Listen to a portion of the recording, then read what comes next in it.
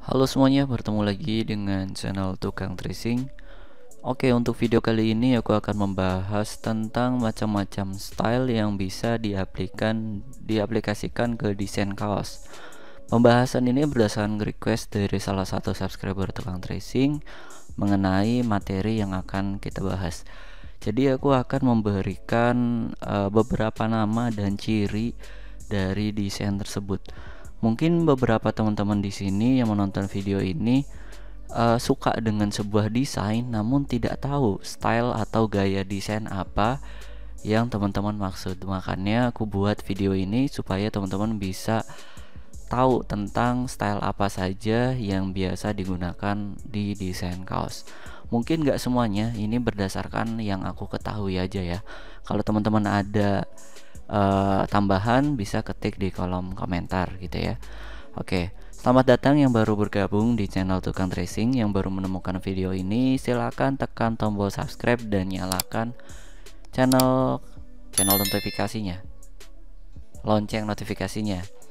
Dan pastikan teman-teman juga bisa melihat video-videoku yang lain. Aku sudah banyak membahas tentang beberapa tutorial yang dimana fokusnya tentang tracing, review ataupun clothing design.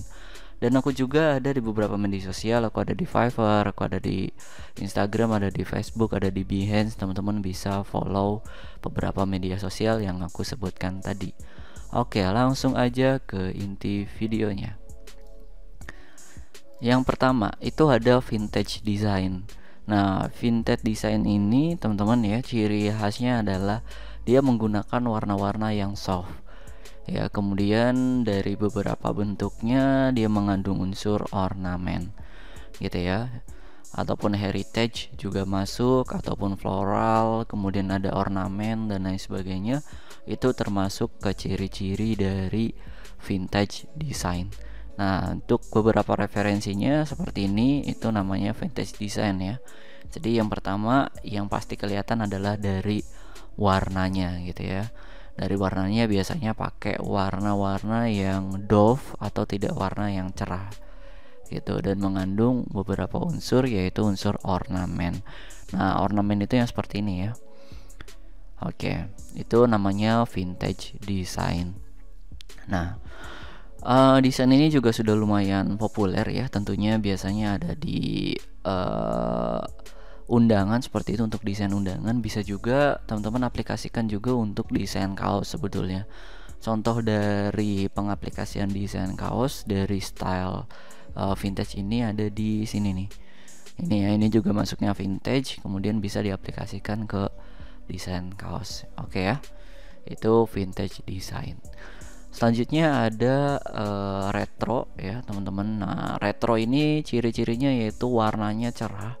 Biasanya ketika teman-teman ketikkan retro design di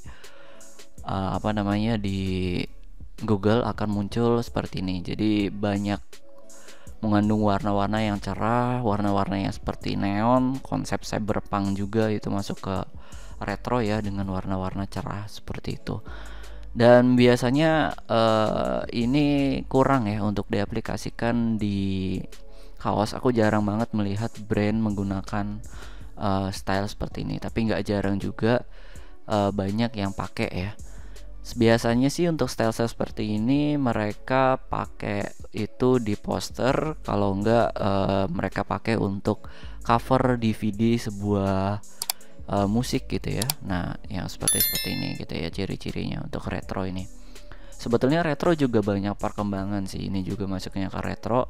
Tapi yang aku pahami ketika aku buat sebuah retro design, yang terfikirkan adalah menggunakan warna-warna cerah atau warna neon yang menyala seperti ini ya. Kita coba cari ya, retro design. Nah, ini juga masuk ke retro, yang ini juga masuknya ke retro. Aku juga sudah pernah buat sih untuk tutorial ini. Teman-teman bisa buat di sini ya. Vintage style retro seperti itu. Oke, jadi ciri khasnya ada di bagian warna ya. Retro ini banyak perkembangannya ya dari awal hingga sekarang. Jadi macam-macam gitu ya untuk style retro ini.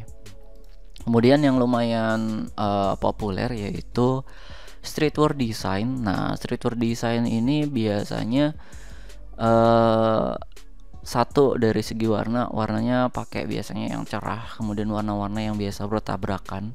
Contoh seperti ini, ada biru, ada hijau, kemudian ada merah dengan warna cerah. Yang kedua, ciri khasnya adalah mengandung sebuah pesan ya. Jadi contohnya dengan ini humanis gitu, tentang sebuah pesan, biasanya seperti itu ciri khasnya. Jadi teman-teman ketika pengen membuat desain dan mengandung unsur pesan di dalamnya, jadi ada hal yang perlu disampaikan di dalam desain tersebut. Sebetulnya memang semua desain itu mengandung unsur visual, yang dimana visual tersebut untuk memberikan informasi.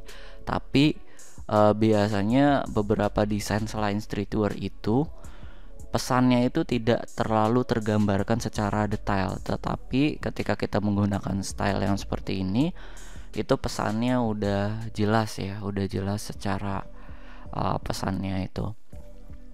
Biasanya ada mengandung objek utama dengan berwarna monokrom biasanya, kemudian ditabrakan dengan warna yang cerah. Jadi ini warna monokrom ya, dengan warna monokrom biru kemudian ditabrakan. Itu ciri khas dari streetwear. Ini juga lumayan booming ya, untuk beberapa tahun ke depan masih cukup relevan untuk desain-desain ini, dan banyak sekali juga brand yang menggunakan style desain streetwear.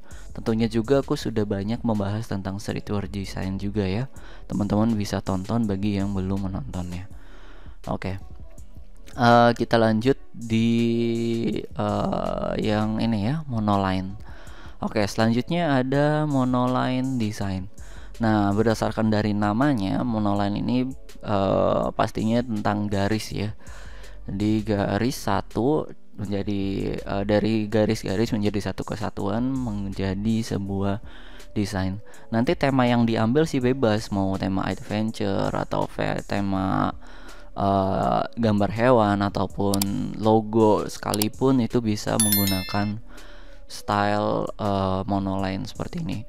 Ini juga sudah banyak ya yang pakai style seperti ini untuk diaplikasikan ke desain kaos, karena satu, tidak terlalu banyak memakan warna, kemudian simple dan elegan untuk style ini. Jadi cukup direkomendasikan untuk desain kaos dengan style seperti ini ya, dengan style monoline maksudnya. Oke. Selanjutnya ada style engraving design. Jadi engraving design ini, kalau kata orang sih stylenya mirip yang ada di gambar uang katanya gitu ya. Nah, sebetulnya pada dasarnya engraving ini berdasarkan dari kata ukir ya. Jadi style-style ukiran seperti itu. Nah, ini juga lumayan populer, tapi untuk desain-desain yang di Indonesia itu jarang banget yang memakai style seperti ini, setahu aku ya. Soalnya kalau brand-brand luar mereka banyak yang pakai style-style modelan yang engraving ini.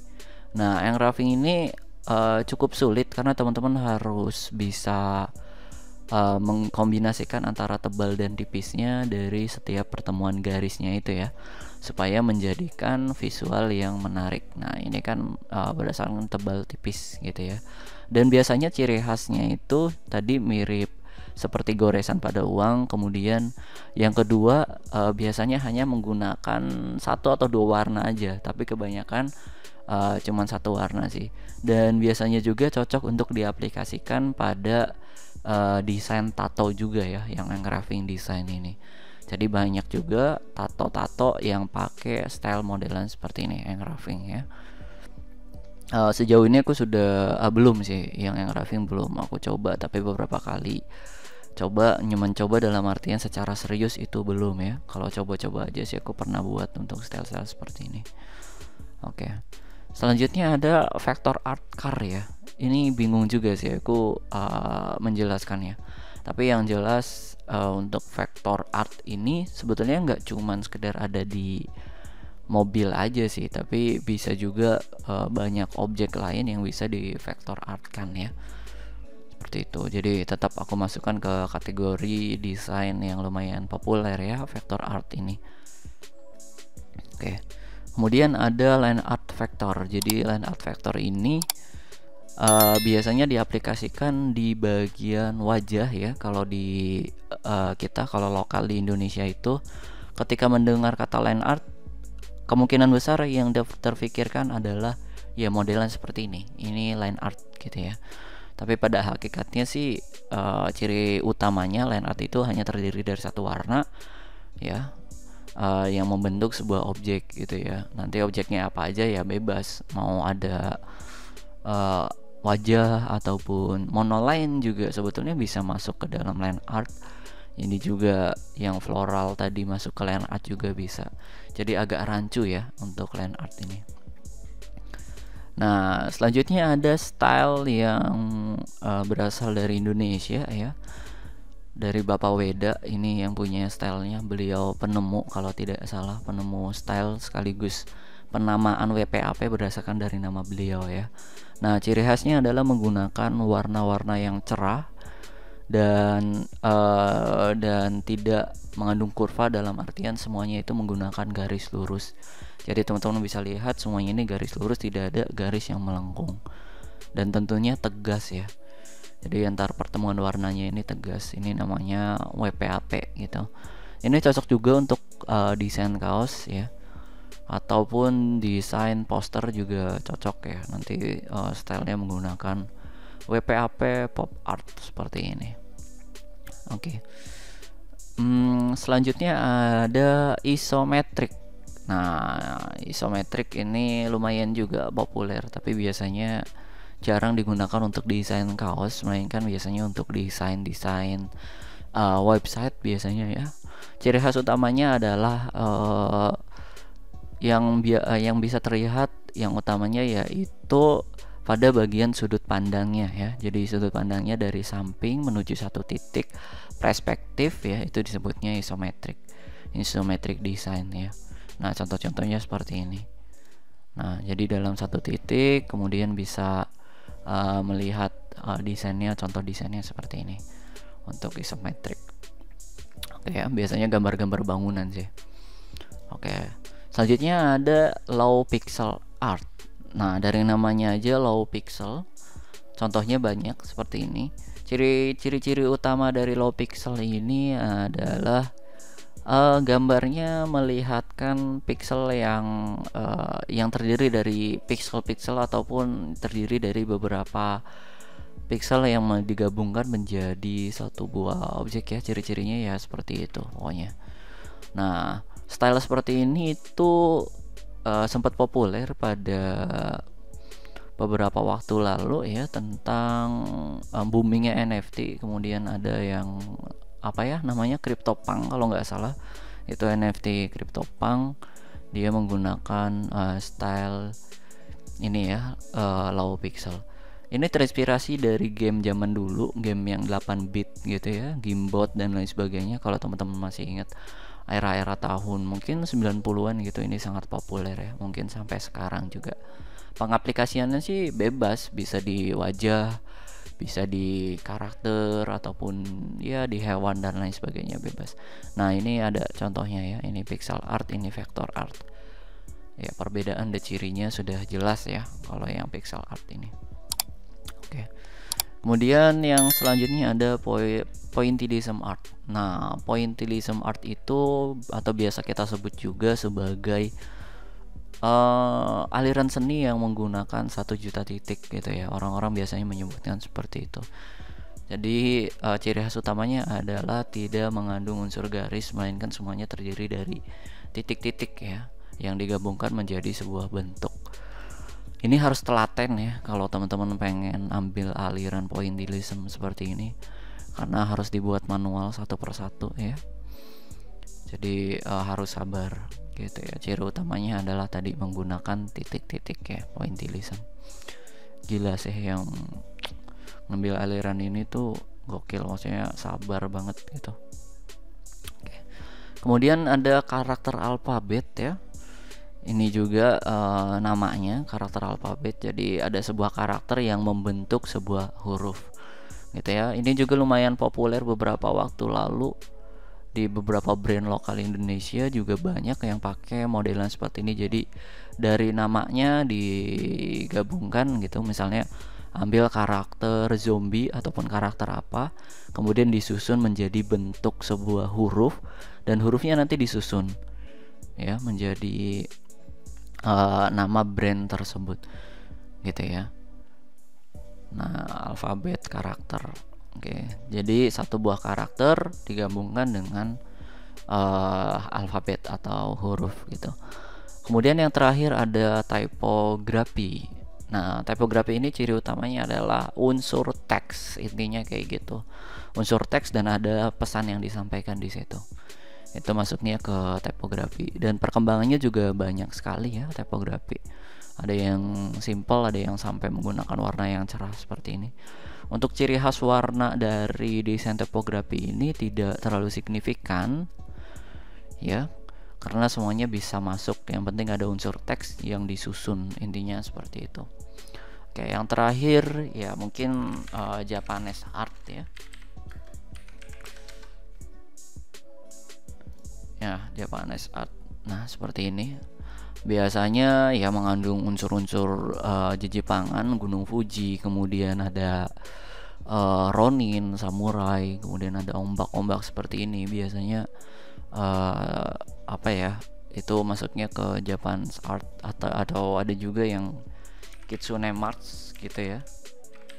Nah, Kitsune Mars yang seperti ini itu masuknya ke Japanese art. Jadi teman-teman ketika cari referensi ini nih apa sih gitu namanya, ya ini namanya Kitsune, itu alirannya masuk ke Japanese art gitu ya, stylenya. Oke, mungkin itu aja dulu yang bisa aku bahas. Kalau teman-teman suka style yang mana nih? Kalau aku sih yang pertama ada low pixel, ini juga lumayan bagus untuk stylenya. Kemudian ada yang roughing, dan tentunya yang terakhir ada streetwear ya. Itu 3 style favorit aku. Sisanya juga oke sih, tapi kebanyakan aku biasanya kalau membuat desain antara 3 style tadi ya biasanya yang aku buat. Oke, jadi requestnya sudah terpenuhi ya, dan semoga bisa bermanfaat untuk video yang aku sampaikan tentang macam-macam style desain dan ciri-cirinya. Oke. Kalau teman-teman punya referensi baru ataupun hal baru yang diketahui tentang ciri khas desain ini atau nama stylenya, teman-teman bisa ketikkan di kolom komentar. Video ini tidak ada tutorial ya, aku hanya membahas style-style dan ciri-cirinya. Oke, mungkin itu aja dulu yang bisa aku bahas. Sampai bertemu di video selanjutnya. Terima kasih.